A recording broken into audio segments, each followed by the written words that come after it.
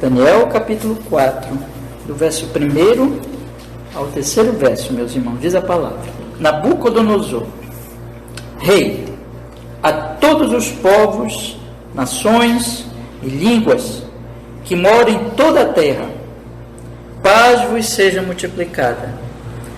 Pareceu-me bem fazer conhecidos os sinais e maravilhas que Deus, o Altíssimo, tem feito para comigo.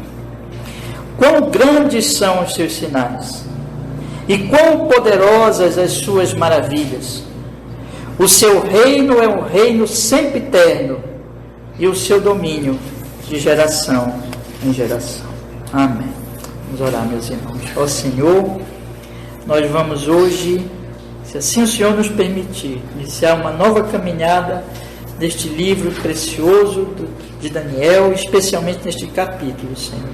E nós queremos pedir sua bênção, que o Espírito Santo nos ensine, nos instrua, seja o nosso professor, nos acompanhando, Senhor, nos falando a cada estudo deste capítulo e aplicando a nossa aula. E hoje faz isso, Senhor, especialmente para entendermos esses versículos e para sermos grandemente edificados no Senhor Jesus, para a sua glória, para o nosso bem e dos que amamos em Cristo. Amém. Em nome de Jesus. Pode sentar, meus irmãos. Pode sentar. Pela misericórdia de Deus, irmãos, nós vamos retornar aos estudos no livro de Daniel, nossas exposições regulares. Estamos fazendo à noite, sempre estamos expondo um livro da Bíblia e estamos nesse momento, desde o ano passado, estudando o livro de Daniel. E nós vamos começar agora a estudar este capítulo 4, irmãos, do livro. Eu quero lembrar vocês que nós já estudamos aqui, tendo estudado 3 capítulos já deste livro. Vocês lembram? No primeiro capítulo nós vimos que Deus, ele trouxe o povo dele para a Babilônia como exilados, e parte dessas pessoas eram aqueles 3 jovens, juntamente com aquele povo, aquele grupo que veio os 3 jovens, Sadraque, Mesaque, Abidnego, na verdade 4 jovens, e Daniel. E nós vimos como Deus, eles vieram bem novinhos ainda, mas como Deus operou na vida deles, eles mostraram fidelidade ao Senhor, e não comeram das iguarias do rei, e estudaram, fizeram um curso ali de 3 anos da língua e da literatura da Babilônia, e se destacaram como aqueles que sabiam mais que todos os outros, até mesmo mais do que os sábios, E vimos, meus irmãos, então que o Senhor era com eles, que o Senhor os abençoou, os guardou. E vimos no capítulo 2 como Deus colocou pela primeira vez aqueles jovens à prova, quando deu um sonho ao rei. No capítulo 2 ele teve um sonho de uma estátua que depois era destruída, e que ele queria saber o significado, ninguém interpretava, mas Daniel interpretou. Nós vimos ali que Deus se manifestou naquele sonho como o rei sobre todas as nações, e queria trazer um reino, aquele reino que estava sendo ali mostrado na pedra que foi cortada sem mãos e que destruía o pé daquela grande estátua e tudo virava pó, mostrando que esse reino de Deus viria e que esse reino prevaleceria e venceria todos os reinos deste mundo. E ali nós observamos também no capítulo 2 como Deus salvou a Daniel, a Sadraque, Mesaque e Abidnego e todos os sábios, porque o rei tinha decidido matar todos, porque ninguém conseguia interpretar. Aí no capítulo 3, meus irmãos, nós vimos a afronta que esse rei, depois de ele ter recebido essa revelação, e ele ter também, no finalzinho do capítulo 2, louvado o Deus de Israel, Deus de Sadraque, Mesaque e Abidnego, Deus de Daniel, mas no capítulo 3, ele, homem cheio de orgulho, levantou uma estátua muito bonita, brilhante, e chamou todos as suas autoridades, os seus príncipes, para adorar a estátua. Naturalmente veio ali o povo também adorar, mas os 3 servos de Deus, ali Daniel não aparece no capítulo 3, nós não sabemos o porquê, mas os 3 outros jovens, Sadraque, Mesaque e Abidnego, não se prostram diante da estátua e finalmente são jogados na fornalha, mostram firmeza, aquela firmeza que eles já mostram ali, quando eles não comem da iguaria do rei, no capítulo 1, já se mostra muito mais assim, madura, quando eles vão até a morte, confiando, se for preciso morrer, mas não se prostram diante das autoridades, ali do ídolo da Babilônia, nem diante de Nabucodonosor. Mas Jesus se apresenta ali, lembra que nós estudamos? Aquele quarto homem se apresenta ali, e podemos dizer que era Cristo pré-encarnado, né? Ali na fornalha, salva os 3 jovens. Então o rei, mais uma vez, louva a Deus, e novamente, irmãos, faz prosperar, como nós lemos aí, por exemplo, aqui no versículo 30, do finalzinho do capítulo 3, que vocês têm bem pertinho de vocês, diz que então o rei fez prosperar a Sadraque, Mesaque e Abidnego. Então nós temos visto, irmãos, e isso é uma coisa que eu destaquei desde a introdução do livro, que Deus, ele quer mostrar nesse livro que ele é o rei, que ele reina, e que ele é soberano sobre as nações, e que ele está trazendo o seu reino na pessoa do seu rei Jesus, como era que estava mostrando ali no sonho que ele deu a Nabucodonosor, no capítulo 2, e que Daniel interpretou. Então Deus está trazendo o seu reino, o seu rei Jesus, que vai nascer entre os reinos deste mundo, né? Nasceu numa virgem de Jerusalém, e, enfim, é o rei Jesus Cristo.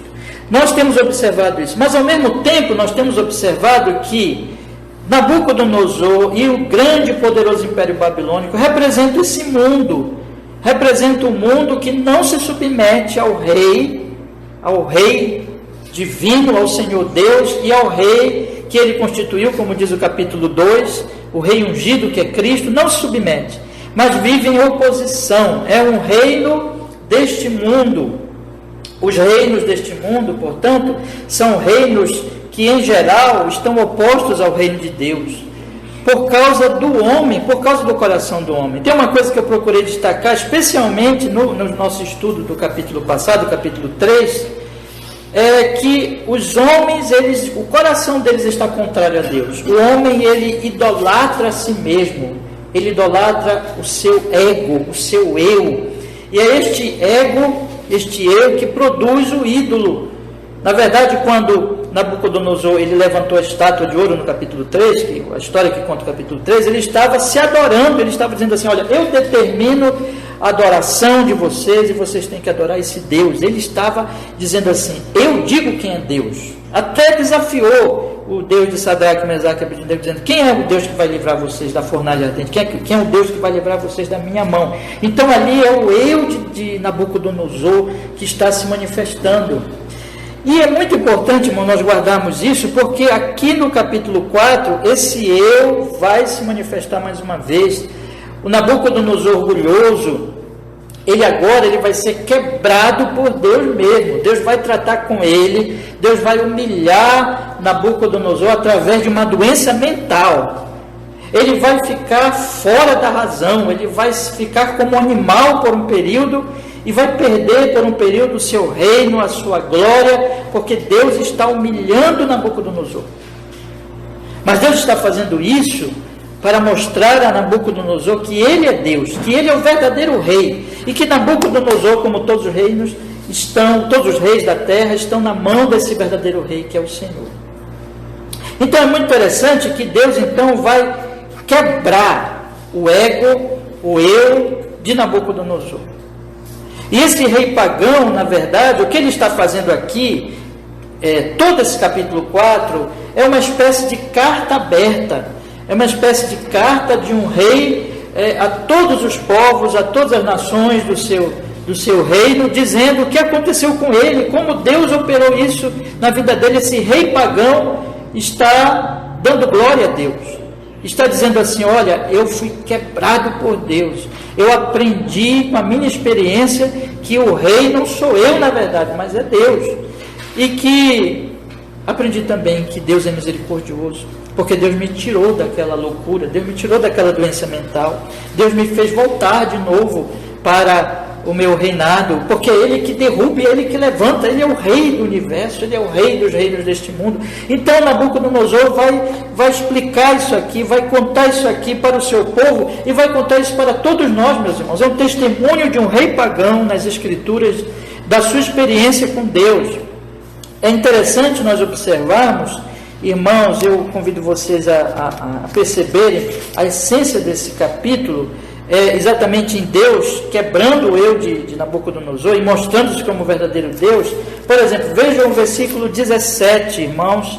Deus vai dar um sonho para Nabucodonosor, né? Ele vai também, já é um outro sonho de Nabucodonosor, que é uma árvore que alimenta a muitos, aos animais e tudo, que na verdade aquela árvore era Nabucodonosor.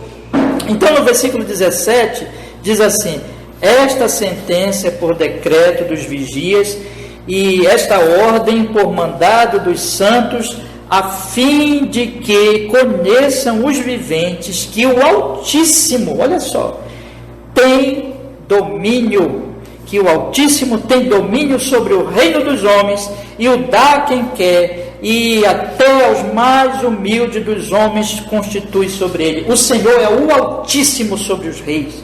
Deus está mostrando que Ele é o Altíssimo. E é interessante que nesse louvor que Nabucodonosor faz no início do capítulo, ele chama Deus de Altíssimo. É por isso que eu até coloquei no nosso grupo e no programa de culto, o título da nossa mensagem é esse exatamente: o Altíssimo. Ele é o Altíssimo. Ele é o verdadeiro Rei, é o Supremo, é aquele que está acima de todos. Então Deus está mostrando, está fazendo Nabucodonosor passar por essa experiência para que ele entenda que ele não é Deus, que ele não é Rei, na verdade, que o Senhor é Deus, o Senhor é Altíssimo, o Senhor é o Rei. Lá no versículo 29, irmãos, a palavra de Deus diz assim: ao fim de 12 meses, quando passeava no Palácio Real da Babilônia, e aqui o sonho já tinha sido interpretado, tinha sido passado 12 meses da interpretação do sonho, e Nabucodonosor estava lá, diz o versículo 28, todas essas coisas vieram sobre o rei Nabucodonosor. E aí no 29 diz: ao fim de 12 meses, quando passeava no Palácio Real de Babilônia, falou o rei dizendo: não é esta a grande Babilônia? Perceba o eu aí, que eu edifiquei para a casa real, com a força do meu poder, e para a glória da minha magnificência. Ainda esta palavra na boca, ainda estava a palavra na boca do rei, quando caiu uma voz do céu: a ti se diz, ó rei Nabucodonosor, passou de ti o reino, e serás tirado dentre os homens, e a tua morada será com os animais do campo, far-te-ão comer erva com os bois, e passar-se-ão 7 tempos sobre ti, até o que, meus irmãos? Que conheças, olha aí, que o Altíssimo domina sobre o reino dos homens e o dá a quem quer. Verso 35: e todos os moradores da terra, aqui já é Nabucodonosor falando, depois de ele passar pela experiência, ele diz: e todos os moradores da terra são reputados em nada, e segundo a sua vontade, está falando desse Deus Altíssimo, ele opera com o exército do céu, e os moradores da terra, não há quem possa estorvar a sua mão, que lhe diga: que fazes?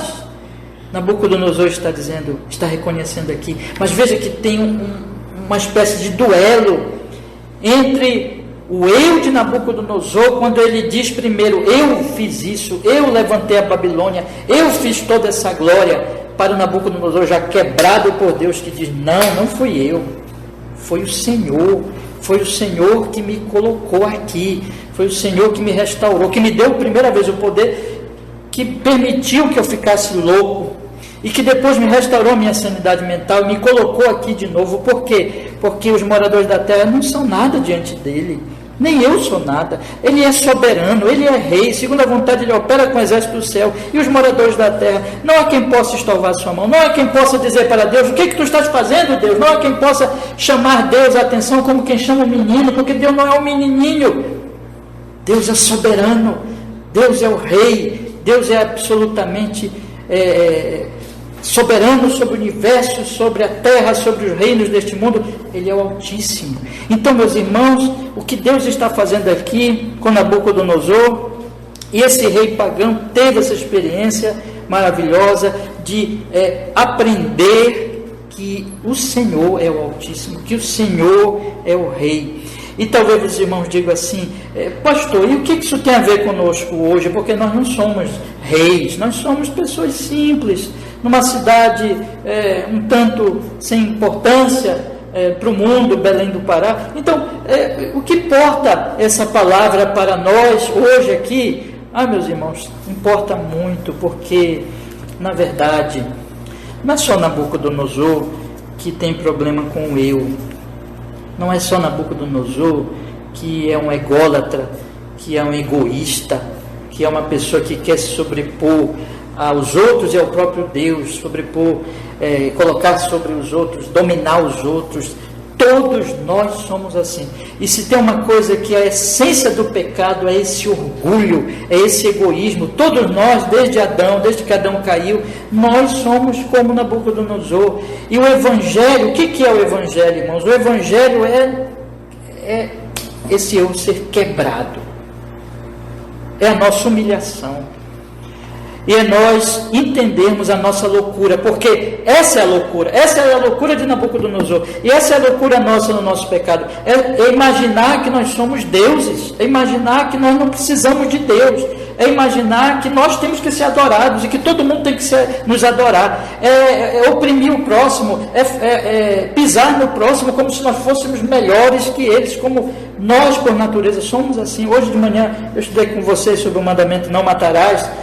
Nós não amamos o próximo por natureza, nós odiamos as pessoas, nós somos pessoas egoístas, que não aceitamos uma ofensa, já ficamos irritados, já ficamos vermelhos de raiva. Nós somos pessoas por natureza que não queremos nos submeter ao Rei dos Reis, ao Senhor dos Senhores, mas nós queremos ser o dono da nossa vida, autônomos, é assim que nós somos. Então o Evangelho é a cura disso, porque isso é loucura, irmãos. Nós não somos deuses, isso é loucura. Então o Evangelho de Cristo Jesus, ele vem nos libertar do nosso eu pecaminoso, egoísta, e vem nos libertar para adorarmos o Rei Jesus, o Rei dos Reis, o Altíssimo, e vivermos para a sua glória. E isso é verdadeira vida.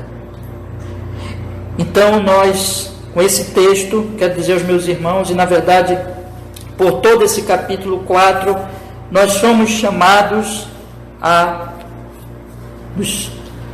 tomarmos assim uma decisão.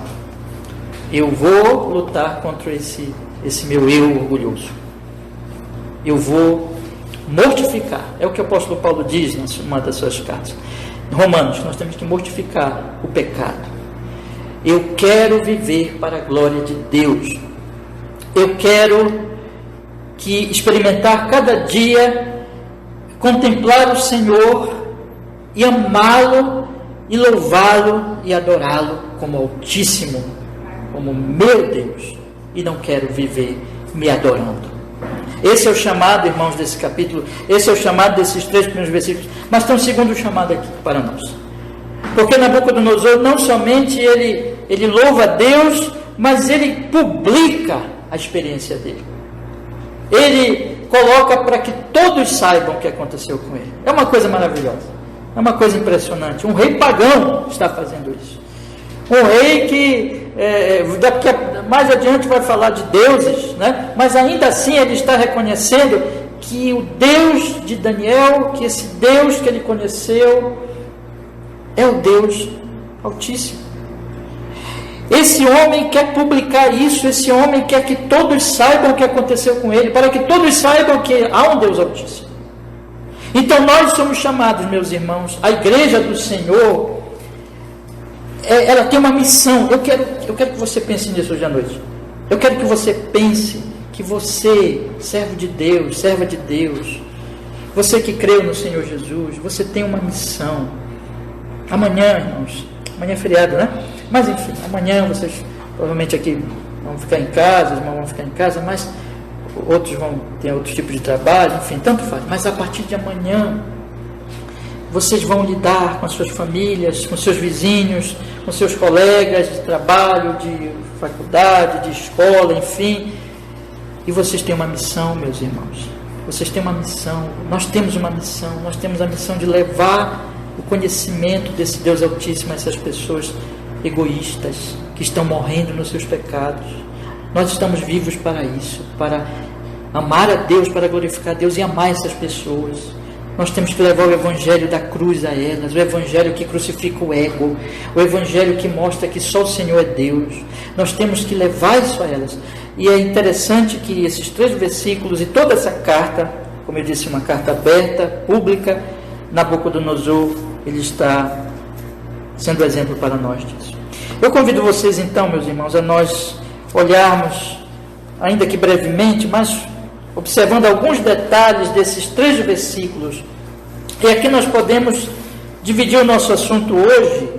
Aqui o tema é o Altíssimo Deus, né? Ele está falando do Altíssimo Deus, mas em primeiro lugar nós podemos falar que ele quer fazer esse Deus conhecido, fazer conhecido o que Deus fez com ele. Esse é o meu primeiro ponto hoje, que está especialmente no versículo 1 e 2. E uma segunda verdade aqui que eu quero abordar hoje é exatamente do que ele fala desse Deus, o que ele mostra sobre esse Deus, que está nos versos 2 e 3. Então, na verdade, meu sermão de hoje são 2 pontos. Vamos falar sobre Nabucodonosor mostrando, revelando o que aconteceu com ele, e há muito que aprendemos aqui. Em segundo lugar, quem é esse Deus, afinal, que ele quer revelar, que ele quer mostrar.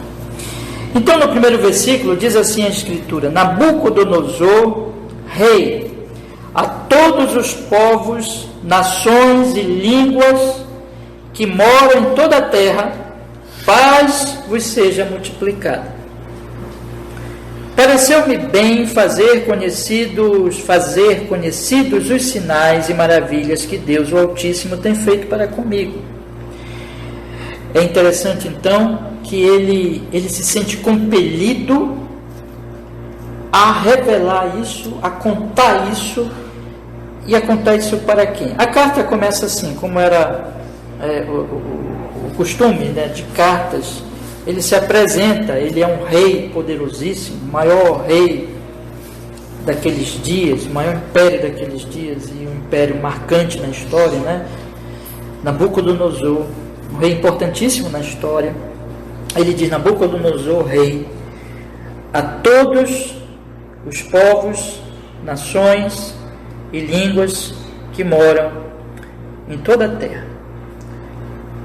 Observe que o livro de Daniel, ele tem assim, irmãos, um significado missionário. Ele mostra para nós que Deus precisa ser conhecido, precisa ser publicada as verdades sobre Deus a todos os povos, a todas as nações, a todas as línguas. De todas as línguas, povos e raças, muitos virão te louvar. Ide por todo o mundo e pregai o Evangelho a cada criatura. Recebereis poder ao descer sobre vós o Espírito Santo, ser meus testemunhas de Jerusalém, Judéia, Samaria e até os confins da terra. Nabucodonosor percebeu que este Deus tem que ser conhecido por todos. Ele tem que ser conhecido além das fronteiras, além de raças, porque ele é o Deus de todos. Ele não é um Deus apenas de uma nação, de outra, porque tudo isso é falsidade, são deuses falsos, mas ele é o Deus soberano, Rei do universo, Criador, mantenedor, Senhor absoluto, como ele chama aqui, Deus Altíssimo. Então, esse Deus tem que ser publicado, tem que ser conhecido. Temos que anunciar a Ele a todas as nações. E é interessante que essa é a mensagem, meus irmãos. É isso que nós somos ordenados a fazer. Eu citei agora a chamada grande comissão do Senhor Jesus lá no Evangelho, em que Ele diz: ide, vocês têm uma missão. Qual é a missão de vocês? Ide pelo mundo e pregai o Evangelho. Anuncie o Evangelho, anuncie a boa nova da salvação de Deus, anuncie a glória de Deus. Em toda a terra, cada criatura, falem, publiquem, anunciem isso. O apóstolo Paulo diz que a igreja do Senhor, ela é coluna e baluarte da verdade. Nós somos o povo da verdade, nós somos o povo que temos uma missão. Qual é a missão da igreja? Proclamar o Evangelho de Jesus, anunciar as glórias de Deus, anunciar esse Deus Altíssimo. Então, Nabucodonosor percebeu isso. E essa é a mensagem dele, esse é o exemplo dele para nós. Nós, meus irmãos, somos chamados, cada um na sua vocação, cada um na providência de Deus, como pai, como mãe, como filho, como solteiro, como vizinho, como chefe numa repartição, como empregado, como brasileiro, como paraense. Nós somos chamados, meus irmãos, na providência de Deus, para exatamente fazermos Deus conhecido a todos os que tiverem contato conosco, e somos chamados também a orar e a desejar e a fazer tudo o que está dentro da nossa possibilidade, de acordo com as nossas vocações, para que esse Deus seja conhecido além das nossas fronteiras. Nós somos chamados a desejar, a orar e a cumprir o nosso papel de acordo com a nossa vocação, para que o Senhor seja publicado, seja conhecido, para que esse Deus Altíssimo seja conhecido, como ele diz aqui, de todos os povos, nações e línguas que moram em toda a terra. Então esse é o nosso chamado.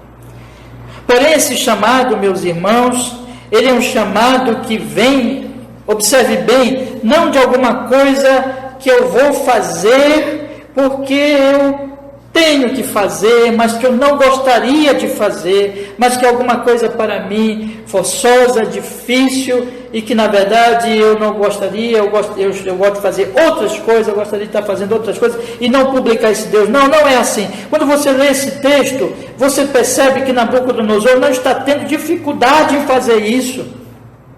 Na verdade, ele está sendo levado a isso pelo seu próprio coração, pelo aquilo que ele está experimentando, que ele experimentou desse Deus. Quando ele diz assim no versículo 2, pareceu-me bem fazer conhecido os sinais e maravilhas que Deus, o Altíssimo, tem feito para comigo. Ou seja, ele está dizendo aqui, eu vou contar de alguma coisa que eu experimentei.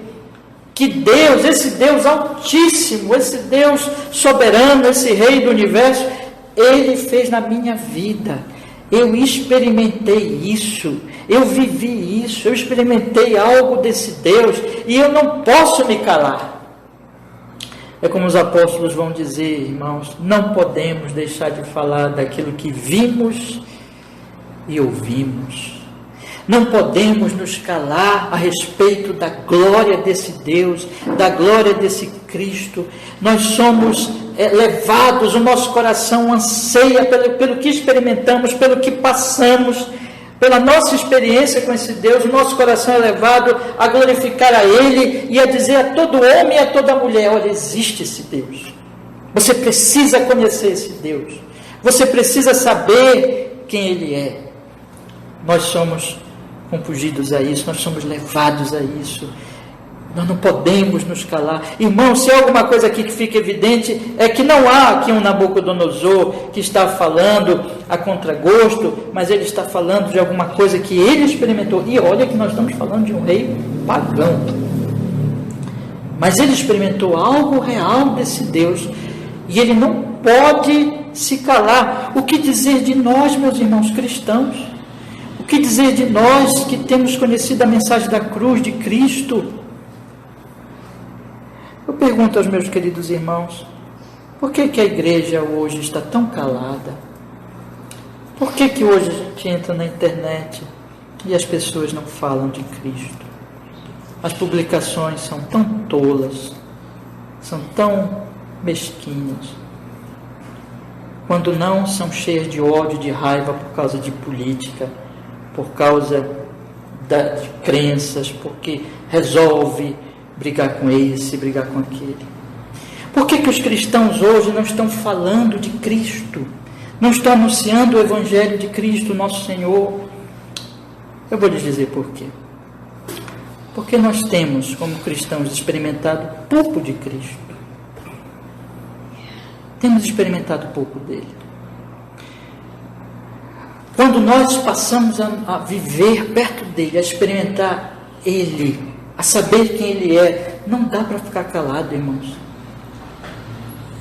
A nossa vida, sabe quando você se perfuma e você sai e todo mundo sabe que você está perfumado, todo mundo sente, não dá para esconder isso? Pois é isso, esse perfume de Cristo, essa glória de Cristo, esse conhecimento de Cristo, essa experiência com Cristo. Irmãos, por que os cristãos hoje, eles são tão rápidos para falarem de esportes, para falarem das suas viagens, para falar dos seus empregos, para falar das suas funções. E vejam, eu não estou dizendo que essas coisas são erradas, eu não estou dizendo que isso é mal em si, não é isso. Mas por que os cristãos falam de tantos assuntos e conversam de tantas coisas, mas se calam sobre Cristo, mas não falam do Rei Jesus? É porque eles não estão experimentando, irmãos, essa comunhão. Eu quero dizer aos meus irmãos, hoje à noite, que nós precisamos nos aproximar de Jesus, nos aproximar e sermos perfumados, eu vou usar essa ilustração, por Cristo, porque quando a gente estiver perto de Cristo, em comunhão com Ele, lidando com Ele, conhecendo a Ele, experimentando a Ele, não vai dar, irmão, para ficar calado, e as nossas ações, a nossa vida vai ser uma vida que vai expressar a glória desse Deus, a glória desse Cristo. E foi isso que Nabucodonosor experimentou, irmãos. Ele fala aqui, observe comigo o versículo 2, ele fala aqui o seguinte: pareceu-me bem fazer conhecidos os sinais e maravilhas de Deus, o Altíssimo tem feito o que Deus... vou ler de novo. Pareceu-me bem fazer conhecidos os sinais e maravilhas que Deus, o Altíssimo, tem feito para comigo. Ou seja, Deus operou sinais, Deus operou maravilhas. O que ele está falando? Ele está falando que Deus falou com ele, que Deus deu um sonho para ele, e que Deus enviou o seu profeta Daniel para revelar a ele que o que ele iria fazer, e a sua profecia se cumpriu, ainda que Nabucodonosor naquele momento não agiu de acordo, ficou orgulhoso, não se humilhou, mas aconteceu. Ele virou um animal, ele ficou como um bicho, ele ficou um doente mental, ele perdeu a razão, ele perdeu o reino, ele perdeu tudo. Mas um dia esse Deus abriu a mente dele de novo, o curou milagrosamente, e ele então percebeu o que Deus tinha feito. E esse Deus restaurou a ele, operou esse milagre, operou esse sinal, esse milagre, essa maravilha, e o restaurou novamente ao seu poder, ao seu reinado. Esse Deus é o Deus que faz maravilhas. Ele está dizendo, observe a linguagem dele, ele diz, pareceu-me bem fazer conhecidos esses sinais, estas maravilhas que Deus, o Altíssimo, tem feito para comigo. No versículo 3 ele diz, quão grandes são os seus sinais, quão poderosas são as suas maravilhas. Ele está dizendo aqui, esse é o Deus que opera milagres, que opera sinais. Mas, meus irmãos, isso tudo aponta para o Senhor Jesus. Deixa eu lhes falar uma coisa. No Antigo Testamento, Cristo ele é tipificado, ele é prometido nos sinais, nas manifestações que Deus dava ao seu povo lá no Antigo Testamento. Quando você chega no Novo Testamento, no Evangelho de João, a palavra de Deus vai dizer, o Evangelho de João, por exemplo, que nós passamos aqui um bom tempo estudando, nos domingos à noite, o Evangelho de João vai dizer o quê? Vai falar dos sinais. Jesus mesmo vai dizer, eu operei sinais entre eles, esses sinais mostram que eu vim de Deus. Eu ressuscitei mortos, eu multipliquei pães e peixes, eu andei por sobre as águas, eu estive ali, curei à distância, eu fiz coisas extraordinárias que mostram que eu vim de Deus. Mas mais do que isso, eu expliquei esses sinais. Por exemplo, quando eu multipliquei os pães e os peixes, eu mostrei que com aquilo eu estava dizendo que eu sou o pão da vida, eu sou o alimento espiritual para todos os homens. Irmãos, o Senhor Jesus Cristo estava ali mostrando para nós, e é isso que, em certo sentido, Nabucodonosor experimentou na sua vida naquele momento, o que ele passou naquele momento, que Deus estava operando esses sinais. Então, o que eu quero dizer para os irmãos com isso, irmãos? Nós precisamos estudar esses sinais, nós precisamos meditar nesses sinais, nós precisamos meditar nas explicações desses sinais. Em outras palavras, nós precisamos estudar nossa Bíblia, nós precisamos nos aproximar desse Deus maravilhoso que já se revelou, que já se manifestou nesses sinais, não só lá com Nabucodonosor, mas toda a história da redenção, especialmente, mais do que tudo, como diz Hebreus, esse Deus que se revelou para os antigos, através dos antigos, por tantas obras e sinais que ele fez lá, mas Como diz Hebreus capítulo 1, hoje Ele falou conosco através do seu próprio Filho, que veio, que se revelou, que se encarnou, que nasceu de uma virgem. Nós temos que, se nós queremos, irmãos, que o nosso coração se aqueça, que nós sejamos atingidos por esse perfume de Cristo, nós temos que nos aproximar dessa palavra, orar, clamar para que Deus revele essa sua glória, essa sua, vamos colocar assim, essa sua soberania, esse seu reinado na pessoa do seu Filho. Ele já revelou isso, já está à nossa disposição nas Sagradas Escrituras. É por isso que todos os domingos nós não abrimos aqui um livro de filosofia, de política, de ciências, ainda que essas coisas sejam boas e úteis em outros contextos, mas aqui o nosso assunto são esses sinais, essa palavra bendita, porque nós precisamos conhecer esse Deus, e esse Deus se revelou a nós, meus irmãos. Os cristãos estão tão fracos, estão tão sem ânimo para adorar a Deus, porque eles não têm se aproximado, porque eles não têm orado, porque eles não têm usado os meios de graça, porque eles não têm meditado na cruz de Cristo como deveriam meditar. Eu quero exortar os meus irmãos esta noite. Se um rei Nabucodonosor estava com o coração tão aquecido e tão extasiado e não podia se calar, como nós cristãos, que não somos pagãos e que temos a revelação do próprio Jesus, como nós podemos ficar parados e calados? Nós temos que ir e conhecer a Deus na pessoa bendita do seu Filho. Nós temos que nos aproximar dessa palavra, nós temos que sermos, enfim, atingidos por esse perfume glorioso, maravilhoso. E aí eu digo a vocês, meus irmãos, a nossa vida, através de uma atitude que nós vamos mortificar o nosso ego, porque quanto mais eu me aproximo de Cristo, mais o ego vai sendo mortificado, a arrogância, a prepotência, o ódio, as contendas, e mais eu vou me tornando cheio do amor de Deus, humilde, manso, no lidar com as pessoas. Então, esse perfume de Cristo, ele vai se manifestar na minha vida, nas minhas palavras, nas minhas ações, na maneira como eu lido com a minha família, com o meu trabalho, com a minha vida inteira, com o meu dinheiro, com as minhas coisas todas.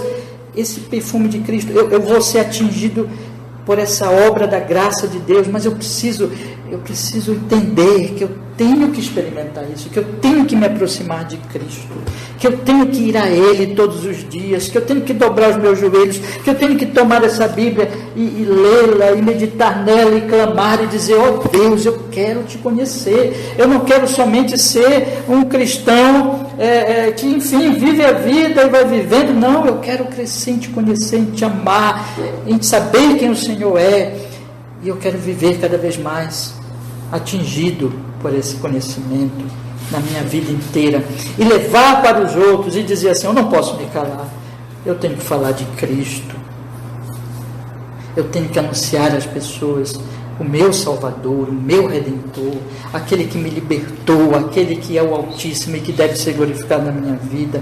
Eu quero que as pessoas olhem para mim e observem que eu não sirvo o meu dinheiro, mas que o meu dinheiro é para a glória de Deus, que eu não sirvo a minha família, mas que a minha família é para a glória desse Deus. E eu quero que as pessoas vejam em mim o amor de Deus, a graça de Deus, a glória a Deus, e eu quero abrir os meus lábios e dizer: pareceu-me bem fazer conhecido os sinais, as maravilhas que Deus, o Altíssimo, tem feito para comigo. Eu queria, irmãos, só para dar para vocês mais uma ilustração bíblica, ler com vocês o livro de Gálatas. Por favor, abra a sua Bíblia em Gálatas e observe, irmãos, o que o apóstolo Paulo diz aqui no capítulo 2 da sua carta aos Gálatas.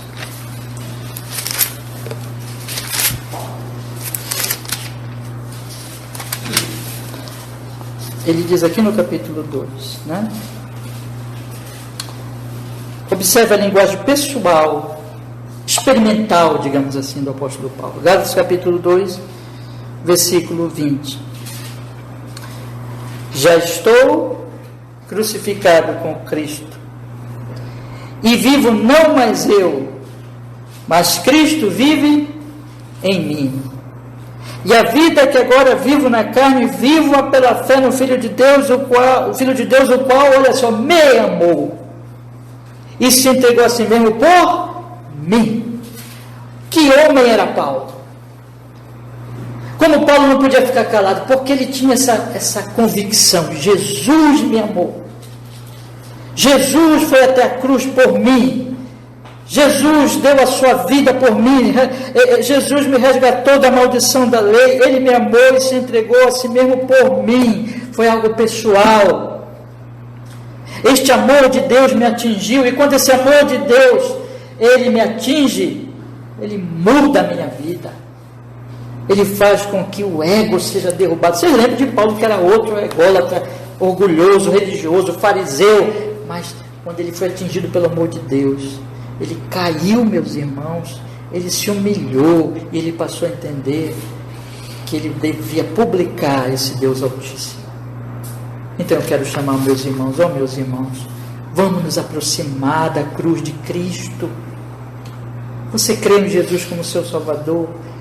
Você já ama Jesus? Então vá a Ele, vá à cruz, medite na cruz, medite no amor de Deus, medite no fato de Jesus ter vindo a esse mundo para salvar você. E deixe o seu coração ser atingido por esse amor. E você vai observar que você vai ser levado ao louvor, à adoração. Você vai querer dizer isso que Nabucodonosor diz no versículo 3: quão grandes são os seus sinais, quão poderosas são as suas maravilhas, o seu reino é o reino sempre eterno, o seu domínio de geração em geração. Você vai louvar a Deus e você vai publicar Deus na sua vida, nas suas ações, mas também com as suas palavras. Você não vai poder se calar diante daquele seu colega de trabalho. Você vai querer de alguma maneira, nem que seja dar um livro a ele, evangelizá-lo de alguma forma, mas você não vai poder ficar calado sobre esse Deus Altíssimo. Então eu convido meus irmãos hoje à noite a se aproximarem de Cristo e a experimentarem mais e mais de seu amor, de sua graça, e a falarem dele e a louvarem a ele. Mas o versículo 3, meus irmãos, Nabucodonosor, ele fala desse Deus, e aqui eu quero me deter um pouquinho mais no versículo 3, quando ele diz, ele já tinha dito que esse Deus é altíssimo, significa que ele está acima de todos e que não tem ninguém acima dele, mas no versículo 3 ele diz, quão grandes são os seus sinais, quão poderosas são as suas maravilhas. E assim nós podemos falar também de Jesus, porque que Jesus é a maior expressão, é o maior sinal, é o maior milagre de Deus. Quão grande foi o seu amor. Deus amou o mundo de uma tal maneira que deu o seu Filho unigênito para que todo aquele que nele crê não pereça, mas tenha a vida eterna.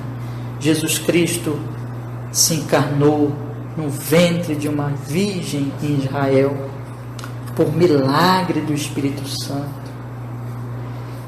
E aquele santo corpo de Jesus foi sendo ali, construído, vamos dizer assim, no corpo daquela moça. Aquele ente santo, Deus Criador, se fez presente naquele ventre. Que sinal, é o maior de todos os sinais. Ele nasceu puríssimo, santíssimo, ele nunca pecou. Era o Deus diante dos homens, o Deus homem. E aqueles que ouviram dele, como diz João no seu Evangelho, no primeiro capítulo, vimos a sua glória como a glória do unigênito Filho de Deus. E o Verbo se fez carne e habitou entre nós. Ele andou nesse mundo mostrando quem é o Pai, a sua palavra, as suas ações. Ele nunca pecou, ele foi um homem perfeito, um homem santo. Ele só amou a Deus e amou o próximo. Ele curou os enfermos, ele libertou os oprimidos, ele amou os desprezados, ele tocou nos leprosos, ele salvou aqueles que estavam abandonados, publicanos, prostitutas. Ele veio para resgatar o que se havia perdido, ele veio para os doentes, ele alimentou a muitos com pães e peixes, um pouquinho de pão, um pouquinho de peixe, ele operou grandes milagres, ele ressuscitou mortos, ele ressuscitou Lázaro, 4 dias morto, cheirando mal, mas o maior sinal é a cruz de Cristo.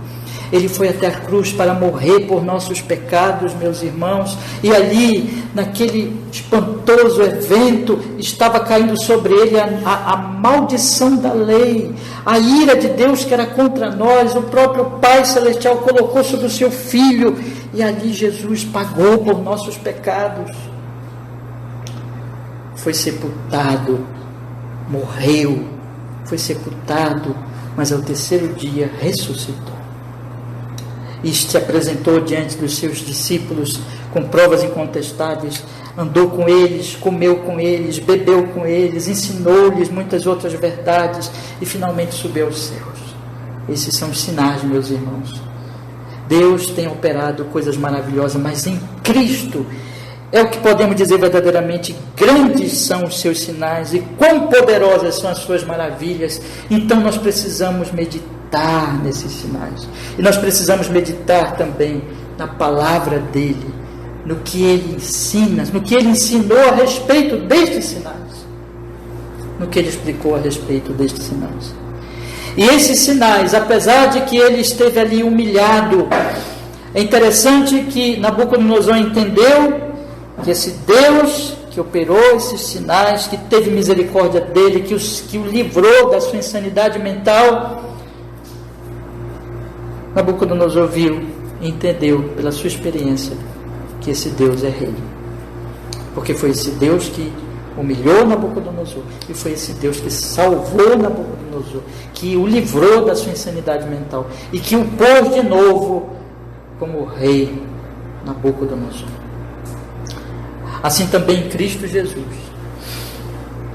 aquele homem de dores, como diz Isaías 53, aquele servo sofredor, aquele que morreu numa cruz, entre bandidos, entre malditos, aquele que foi sepultado, ressuscitou dentre os mortos, mostrando que ele é rei, é o rei Jesus. Nabucodonosor está dizendo aqui, irmãos, que ele conheceu que esse Deus é um rei verdadeiro. E diferente do reinado dele, quando Nabucodonosor passou essa experiência, ele já estava nos finais dele, já era um homem velho.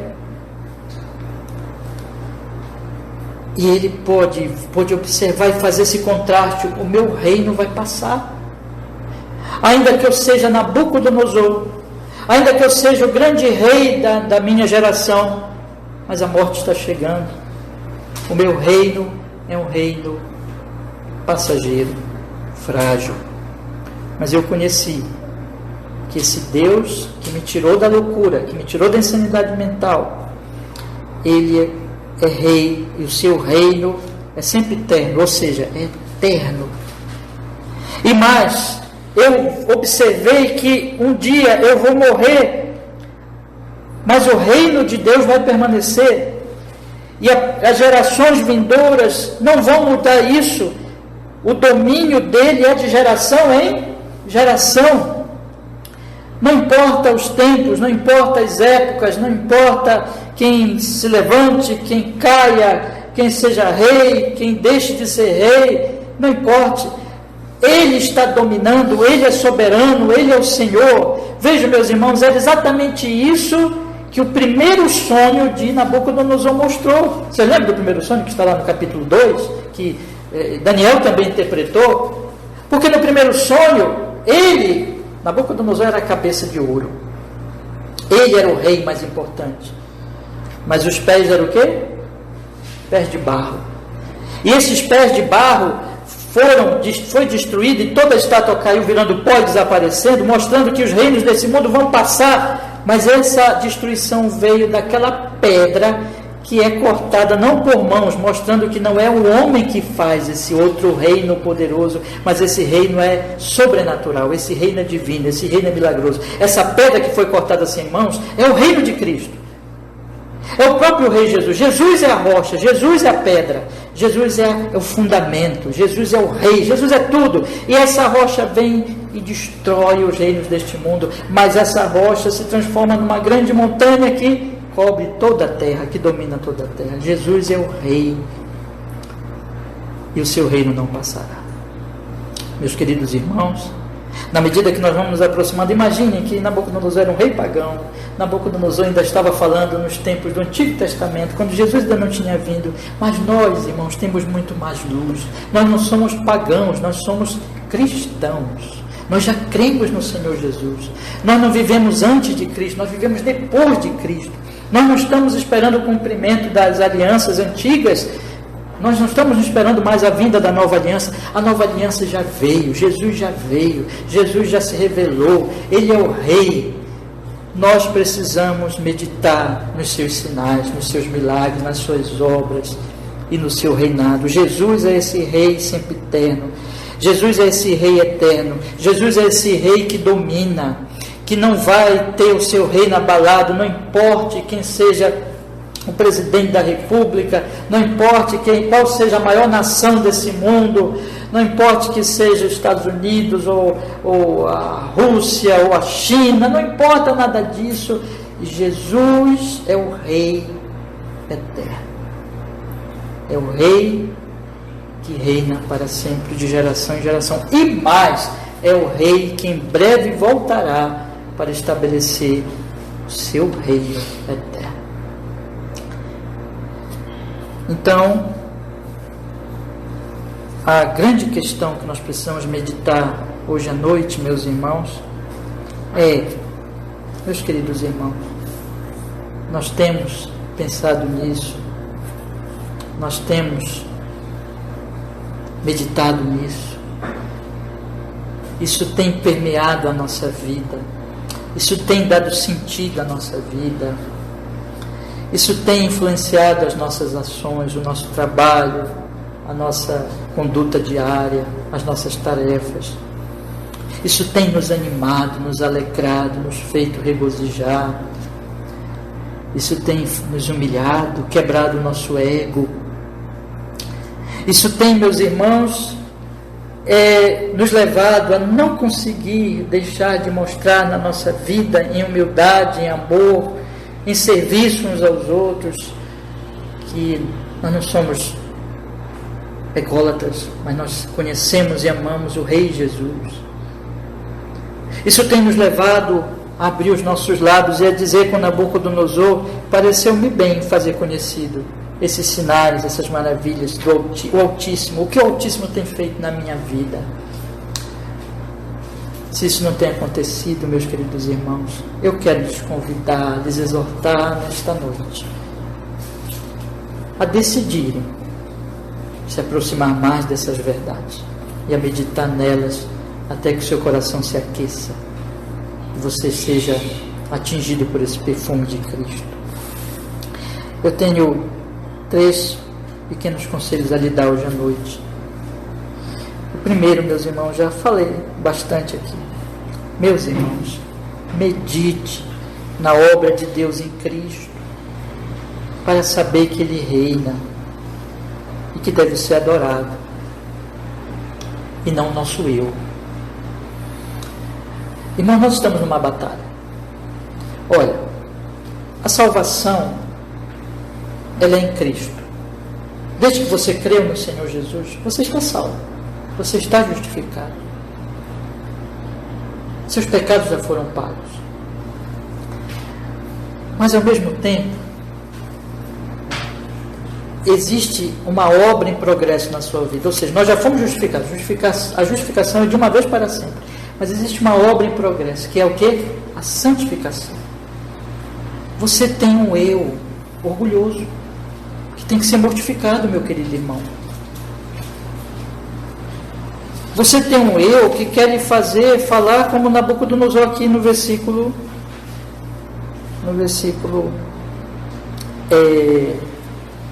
perdão, só confirmar aqui. Versículo 29, acompanhe comigo aqui.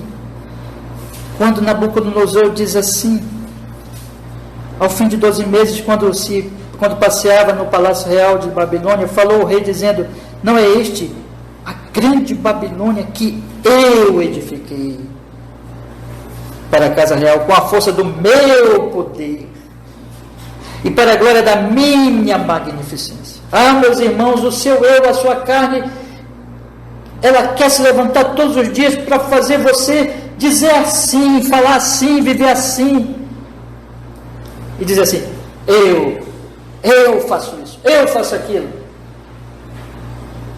Esse ego se ofende quando alguém diz uma mínima palavra contra ele.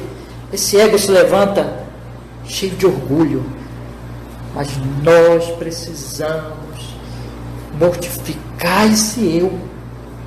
E nós só vamos mortificar esse eu quando nós nos aproximarmos da cruz de Jesus e percebermos que esse eu não é Deus, mas o Senhor é Altíssimo. Sermos cheios do seu amor, da sua graça. E então dizemos assim: eu renuncio o eu e eu digo, só o Senhor é Altíssimo. Isso tem que acontecer todos os dias, é uma luta diária, meus queridos irmãos. E a palavra então tem nos dito isso, e esse é o grande conselho que eu quero lhes dar hoje: se aproxime da cruz de Cristo e mortifique o seu eu pelo amor de Deus, pela graça de Deus, pelo conhecimento desse amor e dessa graça desse Deus Altíssimo. E seja humilde em Cristo Jesus, não pela sua força, mas pelo poder do seu Espírito Santo. O segundo conselho, meus irmãos, meus queridos irmãos, isso vem como uma consequência do primeiro conselho. Faça Deus conhecido, meus irmãos. Meu irmão, minha irmã, faça os sinais de Deus conhecido, faça o reino de Deus conhecido. Como, pastor? Através da sua vida, através da sua vida de servo, de humilde, não de arrogante, não de orgulhoso. Quando você fala com os outros, quando você lida com as pessoas, quando você trata dos seus negócios, isso vai mostrar se você está agindo pelo seu ego, pelo seu eu orgulhoso, ou você está fazendo aquilo para a glória de Deus. Com humildade, com mansidão, com paciência com o próximo, com temperança, com longanimidade, com amor, dando glória a Deus, resistindo, perseverando no meio das angústias e das aflições, no meio das afrontas e das perseguições. Irmãos, quando as pessoas olharem para nós, elas têm que ver, observar pelas nossas palavras e pela nossa vida, que verdadeiramente para nós Deus é Altíssimo e não o nosso ego. Mas também por nossas palavras. Eu quero incentivar os meus irmãos. Eu quero dizer para vocês o seguinte: eu estou numa oração, uma oração pessoal como pastor, e eu peço para vocês me ajudarem nisso, tá bom? Irmãos, Deus nos livre de ser uma igreja que viva só para si mesmo, entendeu? Isso não é igreja não, gente. A igreja, ela tem uma missão. Ela deve, vou usar aqui uma ilustração para vocês. A igreja, Jesus ilustrou a igreja com ovelhas e peixes. O trabalho da igreja é com ovelhas e peixes. Ovelha já está dentro. É ovelha de quê? De Cristo. O peixe está lá fora, tem que ser pescado. Então a igreja é isso. A igreja tem que nutrir as ovelhas, edificar os santos, mas não pode ficar só nisso não. Porque na verdade, se isso só está acontecendo, alguma coisa está errada. A igreja tem que pescar os que estão lá fora, que estão passando aí na rua. Então, meus irmãos, eu quero chamar vocês para, junto comigo, orarmos por isso e buscarmos a Deus por isso e nos colocarmos diante de Deus por isso, para sermos pescadores de homens. Lembra que Jesus chamou os seus servos para serem o quê? Pescadores de homens. Mas não foi só os apóstolos. Nós todos somos pescadores de homens. Nós todos devemos falar de Cristo, publicar a Cristo. Nós não podemos nos calar. Então eu convido os meus irmãos a viver uma vida que mostre a glória desse Deus em humildade, amor e serviço ao próximo, mas também que fale, que abra os seus lábios, que possa dizer como Nabucodonosor: pareceu-me bem fazer conhecido, eu não posso calar sobre os sinais, sobre as maravilhas que o Altíssimo tem feito na minha vida. E por último, eu preciso também tratar deste assunto, que todos aqui possam ser crentes em Cristo, Nossa mensagem sempre é uma mensagem evangelística. O Evangelho de Jesus. Esse texto é evangelístico. Esse texto está dizendo, eu imagino que aqui todos são crentes, né? Mas ainda assim preciso dizer isso. Se alguém aqui ainda não se arrependeu dos seus pecados, ainda não confiou em Jesus como seu Salvador, ainda está vivendo de forma egoísta, cheio de orgulho, confiando na sua justiça, no seu poder, e não ama Deus e não se humilhou diante de Deus, arrependa-se dos seus pecados e creia em Jesus como seu único Salvador. A palavra diz: se com a tua boca confessares a Jesus, em teu coração creres que Ele ressuscitou dentre os mortos, serás salvo. Então o nosso anúncio todas as noites aqui neste púlpito é, irmãos, creiam em Jesus, arrependam-se dos seus pecados. Esse rei morreu numa cruz para salvar pecadores como nós, que nunca ninguém pensa entre nós que é muito pecador, porque Jesus veio exatamente salvar o quê? Pecadores como nós. Desde que nós cremos nele, nós somos lavados, justificados e selados com seu Espírito para o dia que ele vai voltar para reinar absolutamente sobre o céu e sobre a terra.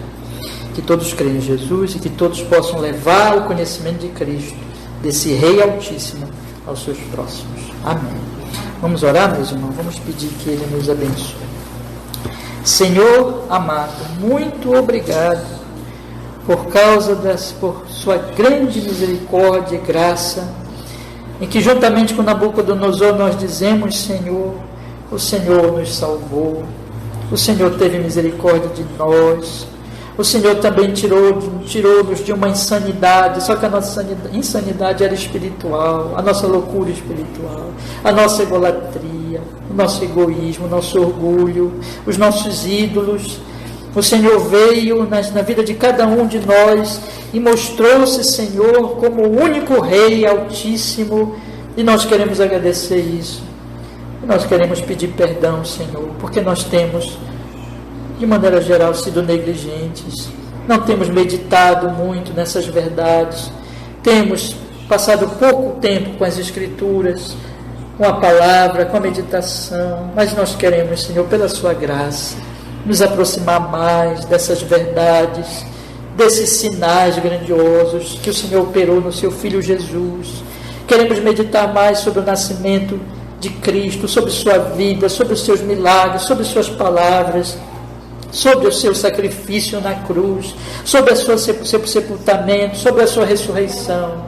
Queremos meditar no que o Senhor revelou do seu amor glorioso na pessoa do seu Filho Jesus. Como os anjos olham e aprendem sobre essa graça de Deus, olhando para o que o Senhor está fazendo em nós, nós queremos ir até a cruz todos os dias. Ó Senhor, aqueça o nosso coração, tira-nos, Senhor, do desânimo, da fraqueza, da indolência, da preguiça espiritual, e aqueça o nosso coração, Senhor, na cruz de Jesus. Nos atinge com o perfume de Cristo, com o bom perfume de Jesus, para que nós possamos, Senhor, atingidos por esse perfume, sermos cheios de alegria e adorarmos a Ti, Senhor, pelos grandes sinais, falarmos como Paulo: Ele me amou, Ele morreu na cruz pelos meus pecados, e podemos assim, Senhor, abrir os nossos lábios para, amando as pessoas, não importando quem seja, falar a elas de Cristo, publicar elas e viver de uma tal maneira, em humildade, de forma que as pessoas saibam que só o Senhor é Altíssimo, Rei, nosso Deus, nosso Salvador. Ó Senhor, que o Seu nome seja glorificado, que todos nesse recinto e todos que vierem ouvir essa mensagem creiam em Jesus e sejam feitos seus súditos do seu reino eterno, seus filhos do Pai Celestial nele, por obra do Espírito Santo. Que assim seja, para a sua glória, para o nosso bem eterno, em nome de Jesus. Amém e amém.